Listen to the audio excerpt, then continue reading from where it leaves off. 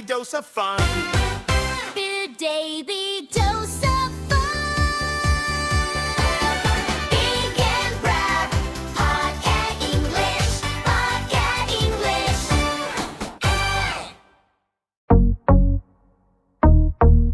Hey everyone, welcome back to PodCat English. I'm Tekir. And I'm Luna. We are so happy you're here for episode 2. Okay, quick question.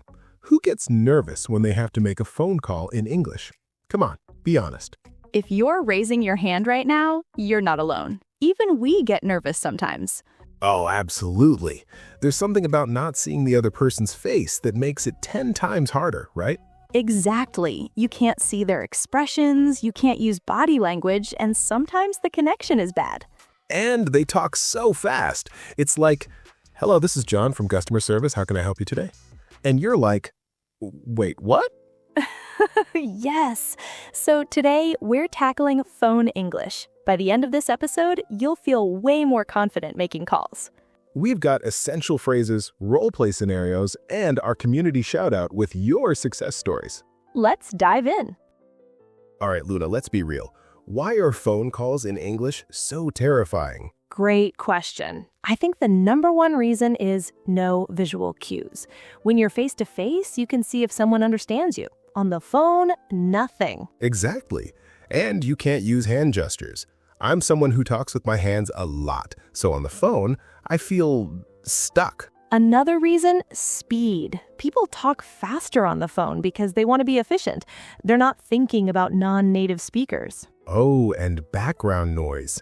Sometimes you're calling and there's construction, traffic, or a crying baby in the background. It makes everything harder to understand. Plus, there's the pressure of real-time response. In a text message, you can take your time. On a call, you need to answer right now. And let's not forget technical vocabulary.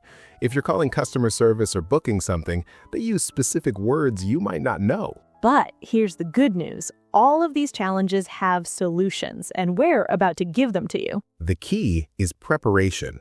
If you know what to expect and have some phrases ready, phone calls become so much easier. Think of it like this. The more calls you make, the more comfortable you get. It's just practice. All right, let's get practical. Okay, here are the phrases you need to know for phone calls. Let's break them down. First, opening the call. How do you start? If you're calling someone, hello, this is your name calling about reason. Hi, I'd like to speak to person's name, please. Good morning, I'm calling to ask about topic. Simple and clear. Now, what if they call you? If you're answering, hello, this is your name speaking. Your name here, how can I help you? Or just hello. Perfect. Now, this is super important. What if you don't understand something? Don't pretend you understood. Use these. I'm sorry, I didn't catch that. Could you repeat it, please? Could you speak a bit slower, please? I'm sorry, could you spell that for me? Yes. It's not rude to ask someone to repeat. It's actually more professional than guessing. Now, what if you need to put someone on hold? Could you hold for just a moment, please? Just 1 second, please. And if you need to leave a message, could I leave a message for person?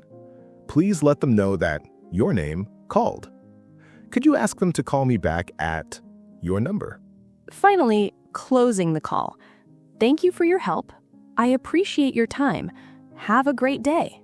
And then just goodbye or bye, take care. See, not so scary when you have the phrases ready.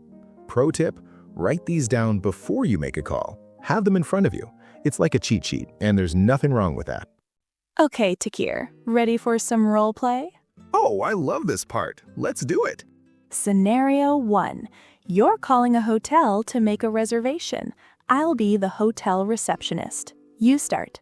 Okay.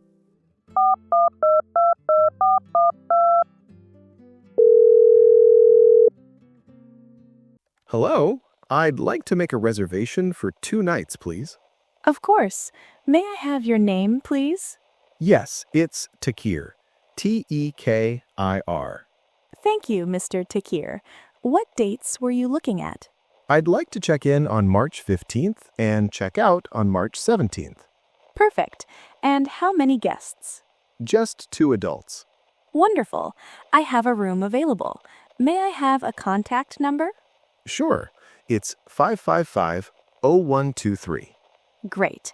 Your reservation is confirmed. We'll see you on March 15th. Thank you so much. Have a great day. See? That wasn't so bad. Okay, now let's do a harder one. Luna, you call customer service because your internet isn't working. Oh no, the dreaded tech support call. Okay, here we go.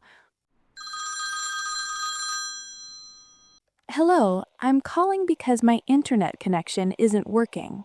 I'm sorry to hear that. Let me help you. Can I have your account number, please? I don't have it with me right now. Can I give you my phone number instead? Sure. What's your number? It's 555-7890. Got it. Okay, have you tried restarting your router? I'm sorry, could you repeat that? I didn't catch the last part. Have you tried restarting your router? Just unplug it and plug it back in. Oh, yes, I tried that, but it didn't work. No problem. I'll send a technician to your location. Is tomorrow morning okay? Yes, that works. Thank you so much for your help. You're welcome. Have a great day. And there you go. Even when things don't work, you can handle it. The key is, don't panic. Use your phrases and ask for clarification when you need it. All right, time for our phone-in segment. We've got questions from you, our listeners. First question is from Emma in Germany. She asks, what do I do if I can't understand someone's accent on the phone? Great question, Emma. First, don't be embarrassed. Accents can be tricky, especially on the phone.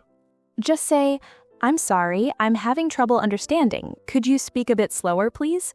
Most people will be happy to help. And if it's really bad, you can say, I'm sorry, the connection isn't great. Could we try again? Sometimes that gives you both a fresh start. Next question. Carlos from Spain asks, is it okay to write down what I want to say before I call? Carlos, yes, absolutely. That's actually what we recommend. Write down why you're calling, key information, dates, numbers, names, questions you want to ask, important phrases. Think of it like having notes for a presentation. Professionals do this all the time. Last question, Maria from Italy asks, how do I politely end a call when someone talks too much? Oh, we've all been there. You can say, I'm sorry, I have to go now. Thank you so much for your help. Or, I don't want to take up more of your time. Thanks again. Another trick. I have another call coming in. Thanks so much. Bye. It's polite but firm. You're not being rude, you're just managing your time. All right, everyone. It's time for our community shout-out. Last week, we asked you, tell us about a time you made a great first impression in English. And wow, you guys showed up. We got so many amazing stories. Choosing just 5 was so hard. But here are our top 5 success stories from this week. Number 5. Anna from Russia said, I was at a coffee shop in London and I complimented the barista's tattoo. We ended up talking for 20 minutes and she gave me her Instagram. I made a friend just by being brave. Yes, Anna, that's what it's all about. Small compliments can lead to big connections. Number 4.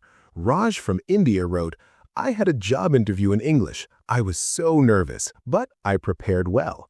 I introduced myself confidently, made eye contact, and smiled. I got the job. Raj, that's incredible. Preparation really does make all the difference. Number 3. Layla from Brazil shared, I was lost in New York and asked a stranger for directions. Instead of just pointing, he walked me there. I think my polite English and smile made him want to help. Layla, that's so sweet. Being polite and friendly opens so many doors. Number 2. Mike from Poland said, I joined an online gaming team and everyone spoke English. I introduced myself clearly and asked good questions. Now we play together every weekend. Mike, that's awesome. Gaming is such a great way to practice English. And our number 1 story comes from Yuna from Korea, who said, I was at a conference and introduced myself to a speaker I admire. I told her I loved her work and asked a thoughtful question. She gave me her business card and later became my mentor. Yuna, that is amazing. One confident introduction changed your life. See, everyone? Great first impressions can lead to friendships, jobs, and even mentorships. Thank you to Anna, Raj, Layla, Mike, and Yuna. You're all inspiring us. Okay, everyone, before we go, it's challenge time. Last week, we heard your success stories. This week, we want you to do something. Here's your challenge. Make one phone call in English this week. It can be anything.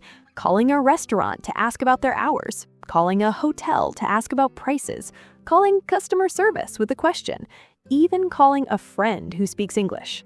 It doesn't have to be long. Even 2 minutes counts. And here's what we want to know. What did you call about? How did it go? How did you feel after the call?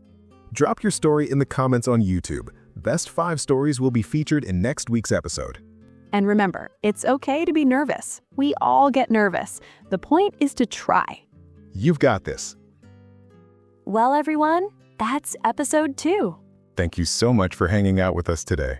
If you enjoyed this episode, please hit that subscribe button and turn on notifications so you never miss an episode.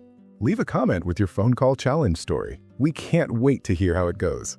And if you learned something today, share this episode with a friend who's also learning English. Remember, Listen, laugh. learn. I'm Luna. And I'm Tekir. And we'll see you next time on PodCat English. Now, go make that phone call. You've got this. Bye, everyone.